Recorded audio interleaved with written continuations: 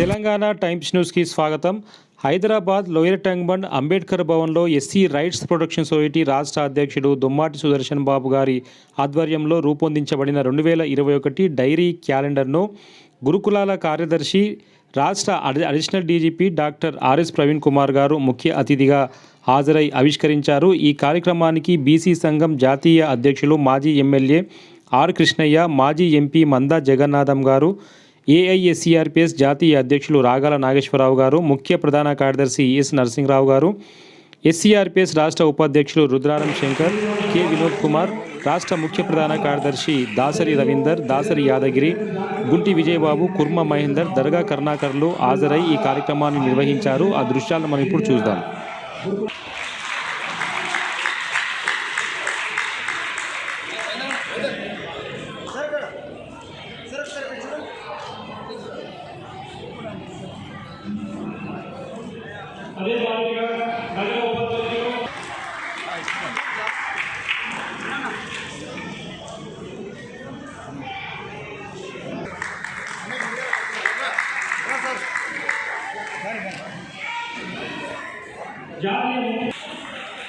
అదే మాదిరిగా ఈ కార్యక్రమానికి సలహాదారులు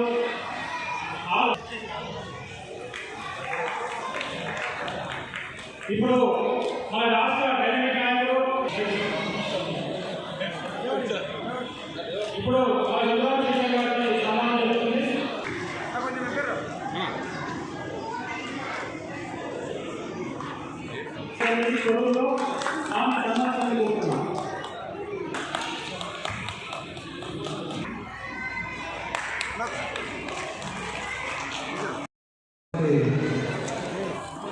సమయం ఆసన్నమైంది.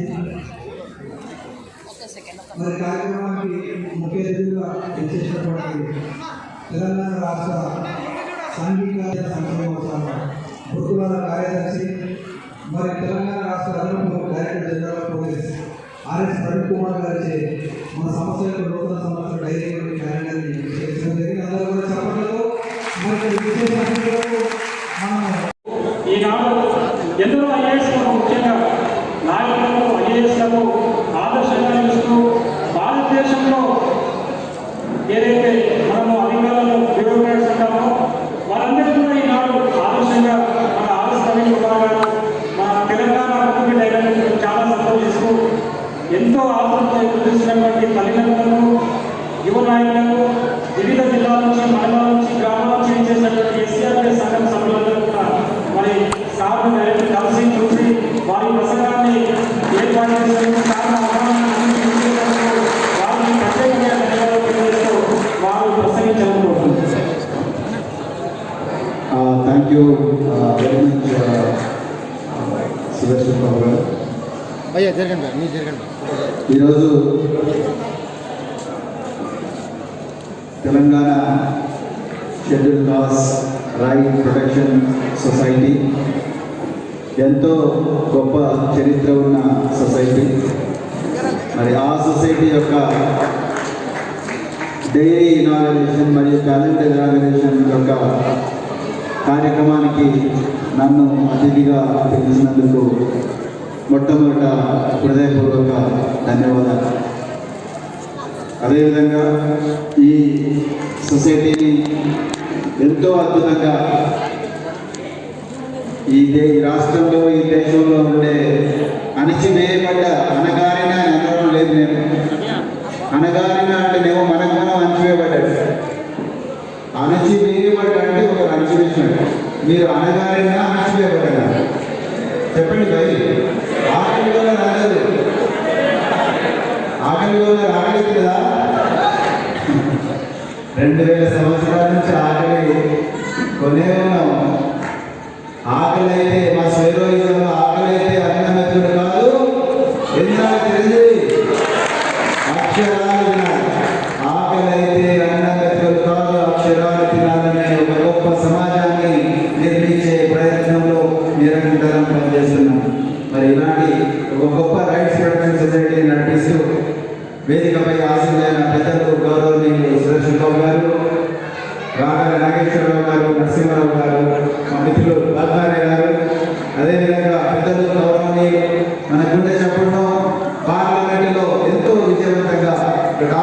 అయినప్పటికీ కూడా ఆ ప్రొఫెషన్ వదులుకొని మరి ఈరోజు రాజకీయాల్లో వచ్చి మనకుండే చెప్పడం కేవలం తెలంగాణ గడ్డలనే కాదు, ఢిల్లీ గడ్డలలో వినిపించిన మన బిడ్డ మన పెద్ద నాయకులు శ్రీ మందా జగన్నాథ్ గారు, అలాగే మరి వృద్ధారాయణ శంకర్ గారు, అలాగే ఇంజనీర్లు మాత్రమే కాదు, మేము కూడా ఒక అంబానీ లాగా, ఒక అదానీ లాగా, ఒక విజయ్, ఒక మన మిట్టల్ లాగా మేము కూడా డబ్బులు సంపాదిస్తామని ఒక గొప్ప ఉద్యమంగా ముందరెళ్తున్న నల్లబాబు గారు వారు కేవలం కోటేశ్వరం మాత్రమే తిరిగాడు. వాళ్ళ పిల్లలు కూడా అదే భావనాలతో మరి వాళ్ళ పిల్లలు కూడా చాలా గొప్ప పేర్లు పెట్టారు. ఒక అబ్బాయి పేరు కాంచనం అంటే వెరీ గుడ్.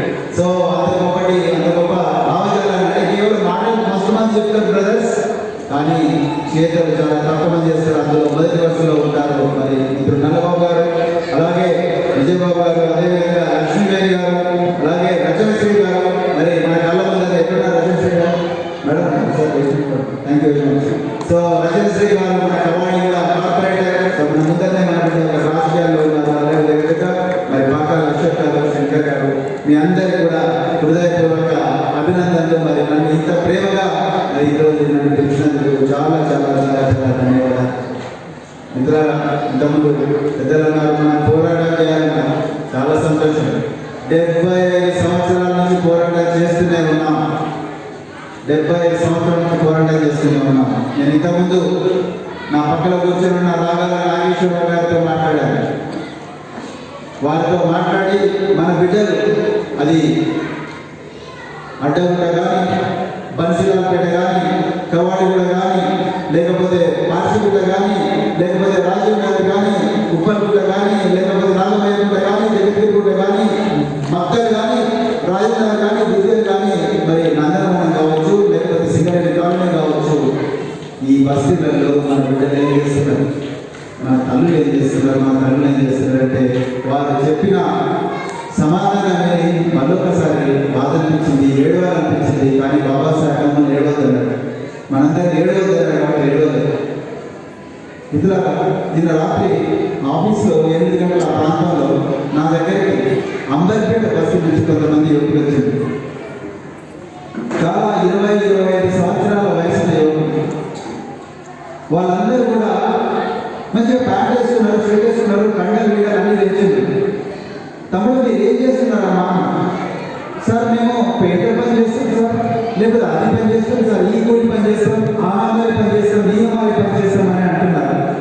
నేను మీ దాంట్లో ఎందుకు డాక్టర్లు కాలేదు తమ్ముడు, ఎందుకు మీ దాంట్లో ఇంజనీర్లు కాలేదు, మీ దాంట్లో ఎందుకు ఐఏఎస్ కాలేదు అందరూ పెట్టించి అంటే దాని గురించి ఆలోచించడానికి టైం లేదు సార్. పొద్దున 5 గంటలకు వేస్తాం, పెట్టి పని పోతాం, రాత్రి వస్తాం, పండుకుంటాం, లేకపోతే భజన గీన ఉంటే చేసుకుంటాం, దాని తర్వాత పండుకుంటాం సార్. మళ్ళీ పొద్దున్న వేస్తే అయిపోతుంది. లేకపోతే పోలీస్ స్టేషన్లో ఏమైనా చేసుకుంటే ఆ కేసులో పని ఏముంటుంది సార్ ఇదే చేస్తున్నాను నేను. ఇప్పుడు మిమ్మల్ని కూడా అడుగుతుంది ప్రశ్న, మీ అందరిలో ఎంతమంది, మీ అందరికీ అడుగుతుంది ప్రశ్న, మీ అందరిలో ఎంతమంది దామోదరం సంజీవయ్య సంక్షేమ భవనం చూసిండ్రు?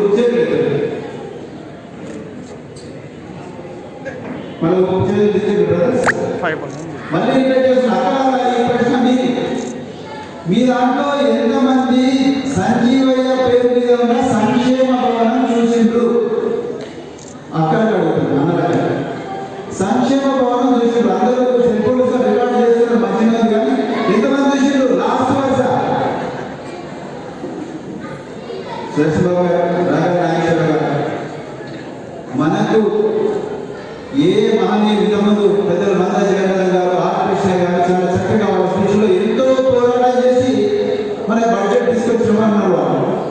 ఆ బడ్జెట్ ఎక్కడికి పోతుంది?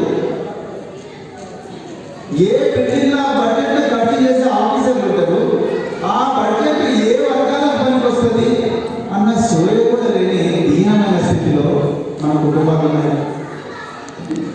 మాసప్ ట్యాంక్లో ఉండే సంక్షేమ భవనంలో సాంఘిక సంక్షేమం, గిరిజన సంక్షేమం, వెనుకబడిన సంక్షేమ శాఖ అధికారులందరూ కూర్చుంటారు. వాళ్ళందరికీ కనీసం ఉంటే సంవత్సరానికి 10,00,000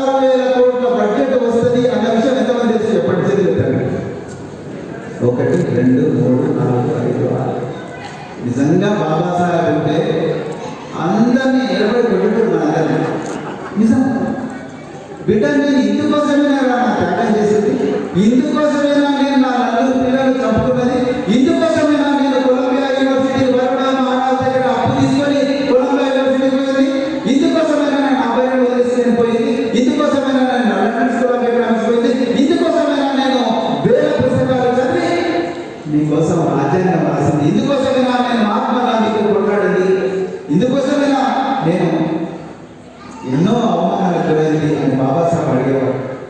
ఎంతమంది ఇళ్లలో బాబాసాహెబ్ ఉన్న చేయలేదండి, ఎంతమంది ఇళ్లలో బాబు జగ్జీవనరావు బొమ్మ చేతి బొమ్మన్న చేయలేదండి, ఎంతమంది ఇళ్లలో మహాత్మా జ్యోతిరావు పూలే బొమ్మన్న చేయలేదండి, ఎంతమంది ఇళ్లలో మహాత్మా సావిత్రిబాయి పూలే బొమ్మన్న చేయలేదండి. లేదు. Thank you very much. Babasaheb ఎవరి కోసం త్యాగం చేసింది? మన కోసం. బాబాసాహెబ్ త్యాగపత్ర వల్లనే, బాబాసాహెబ్ త్యాగం వల్ల రాజకీయాల్లో వచ్చిన కొంతమంది దార్శనికుల వల్లనే ఈరోజు SC social welfare department, tribal welfare department, welfare department వచ్చింది. ఆ డిపార్ట్మెంట్ వల్ల 16,000 కోట్ల రూపాయలు సంవత్సరానికి మన డిపార్ట్మెంట్లకు ఎస్సీ సప్లా రూపంలో వస్తున్నాయి. దానివల్ల రెసిడెన్షియల్ స్కూల్స్ నడుస్తున్నాయి, దానివల్ల ఎస్సీ కార్పొరేషన్ లోన్లు వస్తున్నాయి, దానివల్లనే హాస్టల్ నడుస్తున్నాయి, దానివల్ల రకరకాల కార్యక్రమాలు నడుస్తున్నాయి. మీ దాంట్లో ఎంతమంది పిల్లలు గురుకుల పాఠశాలలో చదువుతున్నారు? 1 2 3 4 5. గురుకుల పాఠశాలలో ఒక్కొక్క విద్యార్థికి సంవత్సరానికి పెట్టిన ఖర్చు ఎంతో ఎంతమందికి ఐడియా ఉందా? మేడం మీరు చెప్పండి. ₹1,00,000. మంచి చెప్పింది. Very good. మీ దాంట్లో ప్రైవేట్ స్కూళ్ళల్లో మీ పిల్లలు చదువు కోసం పంపిస్తూ సంవత్సరానికి 30,000 నుంచి 50,000 రూపాయల ఫీజు కడుతున్న వాళ్ళు ఎంతమంది చేస్తారు? చాలా మంది కడుతున్నారు. ఒకవైపు ప్రభుత్వం ₹1,00,000 మన పిల్లల మీద ఖర్చు చేస్తుంది. రోజు కసూర్చి ఇళ్లలో పనిచేసి, పెయింట్ పనిచేసి, అమ్మాయి పనిచేసి, ప్లంబర్ పనిచేసి సంపాదించిన డబ్బులని మనకు చెల్లని, మనను అనాదిగా అణచివేసిన స్కూల్స్లో మనం పంపిస్తున్నాం. ఒకవైపు గవర్నమెంట్ నీ డబ్బులు ఇండైరెక్ట్గా నేను దేశంలో పంపిస్తున్నాను. ఒకవైపు గవర్నమెంట్ ఏమో అత్యాధునిక సదుపాయాలు ఇచ్చి చర్యలు చెప్పినట్టుగా ₹1,00,000 పెట్టి మనకు గవర్నమెంట్ చదువు చెప్తున్నది. ఈరోజు హైదరాబాద్ నాకు ఎప్పుడే సుదర్శన్ బాబు బ్రదర్ నాకు ఒక లెటర్ ఇచ్చింది. సార్ గ్రేటర్ హైదరాబాద్ బాధ్యలో ఇంకా పెద్ద ఎత్తున రిజిస్ట్రేషన్స్ పెట్టండి. సుదర్శన్ బాబు గారికి ఏ విషయం ఏదో నేను చెప్తాను. మీ అందరికీ గ్రేటర్ హైదరాబాద్ పరిధిలో చదువుతున్న విద్యార్థుల్లో 60% మంది గ్రేటర్ హైదరాబాద్ నుంచి లేరు. ఆ 60% మంది రంగారెడ్డి జిల్లా నుంచి వస్తారు, నల్గొండ జిల్లా నుంచి వస్తారు. ఎందుకంటే గ్రేటర్ హైదరాబాద్ రానేవారు. ఈరోజు నాకు అనిపిస్తుంది మా గ్రేటర్ హైదరాబాద్ నుంచి మన ఎవరెస్ట్ అయితే మంచిగా ఉంటుంది కదా పిల్లలు.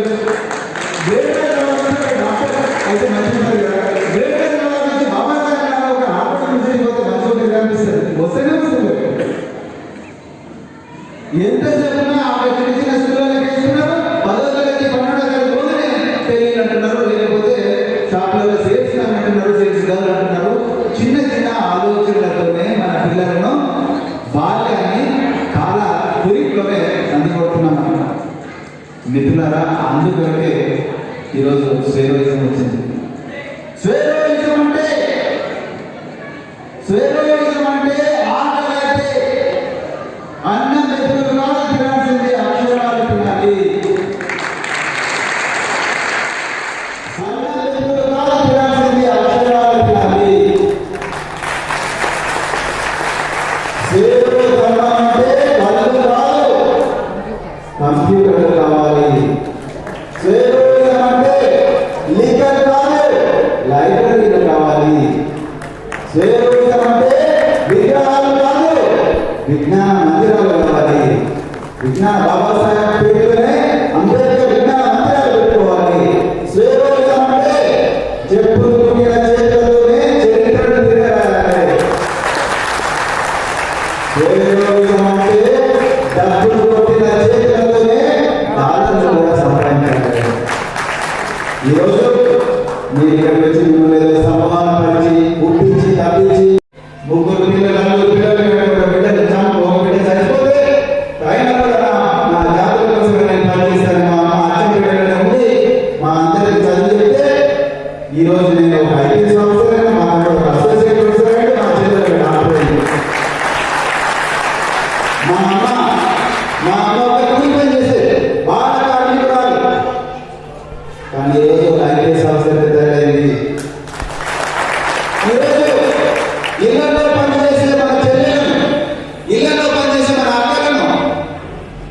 చిన్న చిన్న సఫాయి కర్మకార్యాలు చేసే మన తల్లులను చూస్తే మా అమ్మ గుర్తుకొస్తుంది.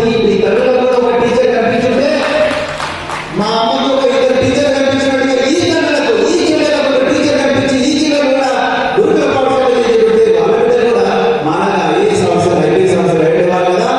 అదే కాకుండా ఇక్కడికి దగ్గరలో ఉన్న బిఆర్ఆర్ భవన్ బూర్గుల రామకృష్ణ భవన్ ఎక్కడైతే సెక్రటరియట్ ఉందో ఈ భవన్ కూడా బస్తీలో పుట్టిన బిడ్డలు బండిగంపేటలో పుట్టిన బస్తీలో పుట్టిన బిడ్డలు బీజే మాటలో పుట్టిన బిడ్డలు నాగమయ్య బిడ్డలు చిన్న వయసులోనే అత్యంత చిన్న వయసులోనే ఏ వయసు గురుకుల పాఠశాల అమ్మాయి మాటని ఎక్కడున్నా మన మనసు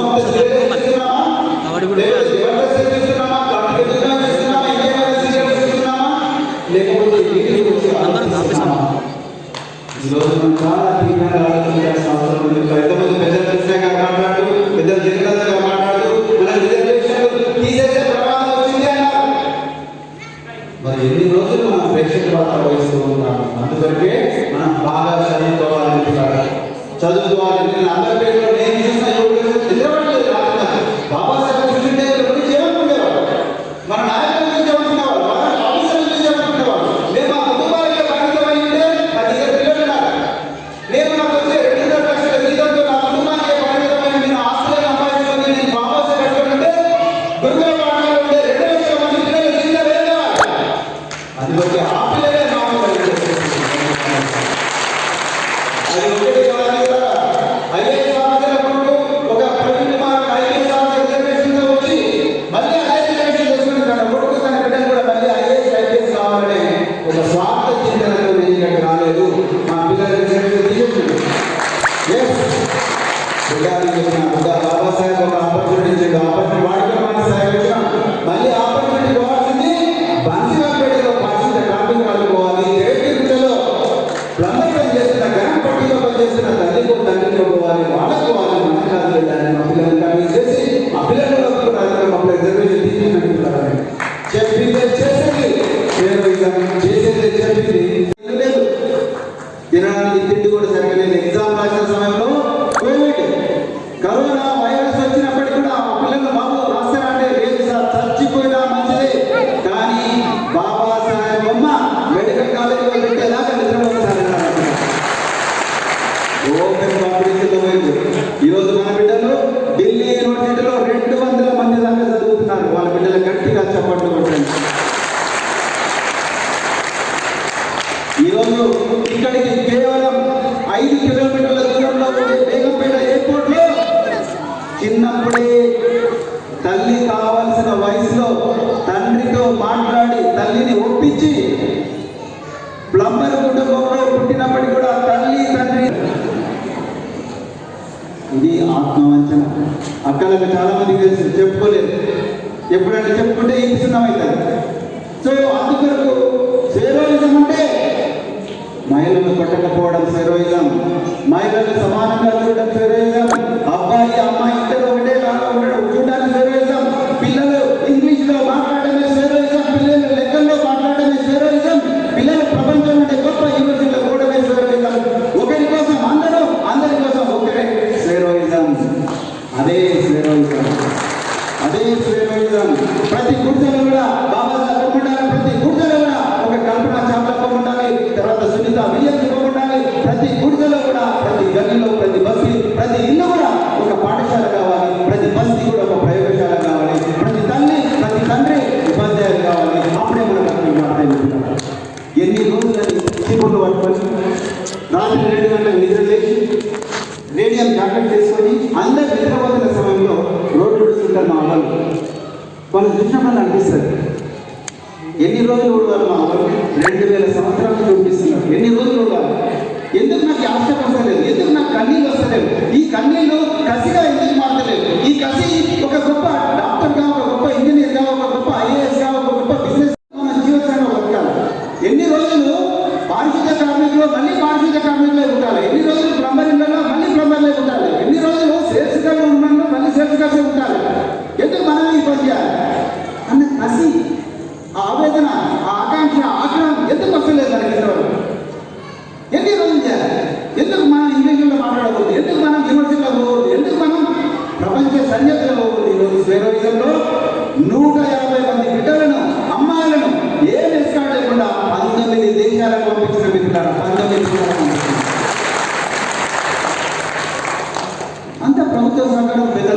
జగన్నాథ్ గారు ఇక్కడ ఉన్నారు, అంతే ప్రభుత్వ శాఖ నుంచి పంపిస్తున్నాం. మేము అప్పుడు ఆ ప్రభుత్వ సహకారానికి అక్కడ లేనప్పుడు దొరికినప్పుడు డబ్బులు మేమందరం కూడా ఒక చికెన్ బీర్ దీక్ష వస్తుంది. మార్చి 15 కాంచీరామ్ గారి జయంతి నుండి ఏప్రిల్ 16 వరకు మనకు పవిత్ర మాసం బీర్ దీక్ష. ఆ సమయంలో మాంసం కానీ లిక్క కానీ ఇంకా కానీ ఏముండదు. చదవడం ఇంట్లో ఉన్న